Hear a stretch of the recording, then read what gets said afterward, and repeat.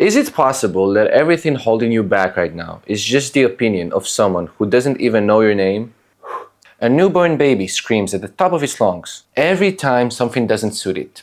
It doesn't care who hears, it doesn't calculate how it's being perceived, it's just screaming. And then let's take a look at a grandma. A grandma who curses without apologizing for it, who wears whatever she wants, who speaks her mind without caring and without a filter. And between these two polars of life, us, you and me, stuck in the invisible prison of what will they think of me? How am I gonna look?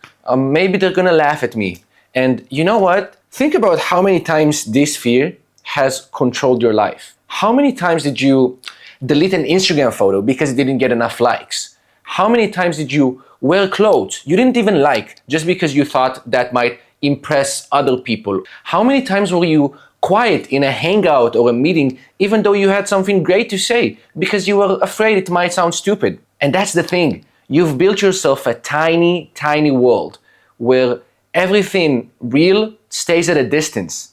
It's always gonna be later. It's always gonna be when I'm ready. It's always when I do better. Almost everything you do and everything you don't do is shaped by what are they gonna say?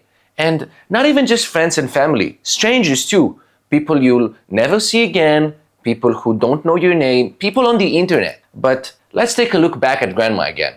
What does she know that you don't? She understood something very, very simple. Life is too short to waste trying to please people who, at the end of the day, don't really care about you. They only care about how they are being perceived. And I want to expand on that. As a child, you learn to people please because you had to. Your survival depended on it. As a teenager, you cared about fitting in because that's how you built your identity. But as an adult, this fear of what people think, that's an old program that's still running, way past its expiration date. Think about the last time you saw someone do something completely embarrassing in public. How long did you think about it? 30 seconds, maybe a minute, and then you forgot about it and went back to your own life. Do you remember the person at the party who was dancing like crazy, he was completely free, he had no shame?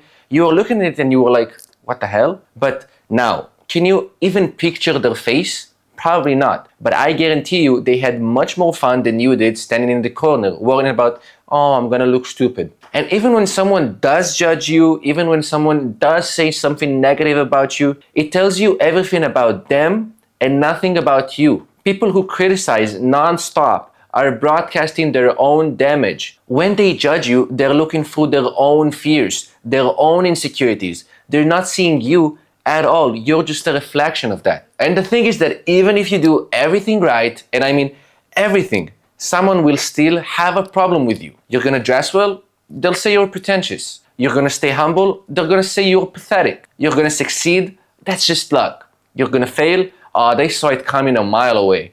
You cannot win this game, so why are you still playing it? I spent more time imagining how people perceived me rather than actually experiencing my own existence. And in a very low point in my life, I saw a book called The Courage to Be Disliked. And I can say that without any exaggeration, no amount of money could convince me to go back to how I was before I read that. That book taught me a concept that changed everything for me. And it's this one. My job is to live my life according to my values. Other people's job is to do and think whatever they think about it. These are two separate things. And the moment I stopped trying to control something that was never mine to control, other people's opinions, for example, everything shifted. I realized I've been spending massive amounts of energy trying to manage something that's not manageable. It's like trying to control the weather. You can't. So why live in fear of rain? And you know what? This doesn't mean becoming cold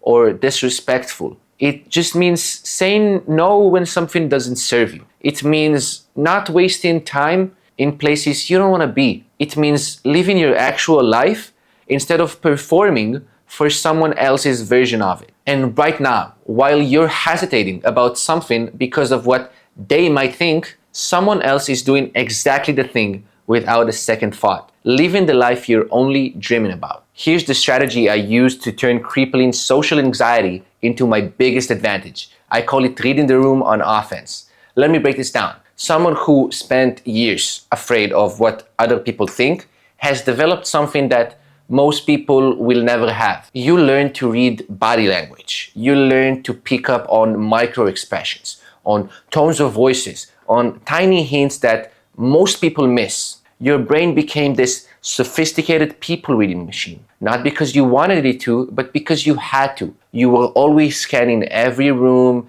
every conversation, every face just to feel safe. And when you stop using that skill to protect yourself and start using it to connect with people, you become someone that everybody wants to be around. Think about it. When you're free from worrying about judgment, people feel safe around you. They open up. They share things they wouldn't tell anyone else. They trust you. And that builds the kind of deep connections that open doors in business, in relationships, in every area of your life. And another thing, freedom from caring what people think also unlocks creativity in ways that most people can't access. When you're not asking, is this good enough for them? You start creating things that are original, different. And that's a huge advantage because companies, audiences, they want to see different. They would pay for different. They would pay for original. They pay for the person who thinks outside of the box because they stopped caring about the box. And that's real E2A. That's real excuse to advantage. Your fear of judgment trained you to read people like nobody else, and your freedom from it makes you unstoppable. If you care too much about what people think, I want you to try something that Beyoncé used to become Beyoncé. Beyoncé wanted to be a legend in performing and in musicality, but the one thing standing in her way was that she was shy. Not just performing shy, but really, really shy. So she created an alter ego. She called it Sasha Fierce, a wilder, freer version of herself. And before every performance, she would step into Sasha Fierce. That's the Beyoncé we know today. And this is something that you can try as well. Create your own alter ego. Give it a name. Imagine how it walks. Imagine how it talks, about how it doesn't care what other people think. And before any challenging situation like a meeting or a date or a presentation, step into that character for a few minutes. You'd be amazed at how much this helps. And another thing that you can do is what I call an exposure ladder. Starting small. Maybe post an unedited photo. Share an opinion that you've been holding back. Say no to something you don't want to do. And then you move up slowly. Maybe speak in front of a small group. Maybe start a conversation with someone new. Maybe put your work out there for the first time. Every step you take is a celebration, even if it's tiny, because every time you do something that you were afraid of and the world does not end, you prove to yourself that the fear was bigger than reality. And that proof builds over time because, as we always say, success builds success. One more thing. The last thing I did was, and this is very important, I read The Courage to Be Disliked. That book has rewired my brain. Sounds crazy, but I'm not the same person I was before I read it. Stop after each chapter and really think about how it connects to your life. It changed my life, and I'm sure it can change yours. That's it, guys. This is excuse number 7 of 75 in the Excuse Bible. If you've been living your life inside of other people's heads instead of your own, the link to this beauty is in the description. There's so much more there about the excuses that are running your life.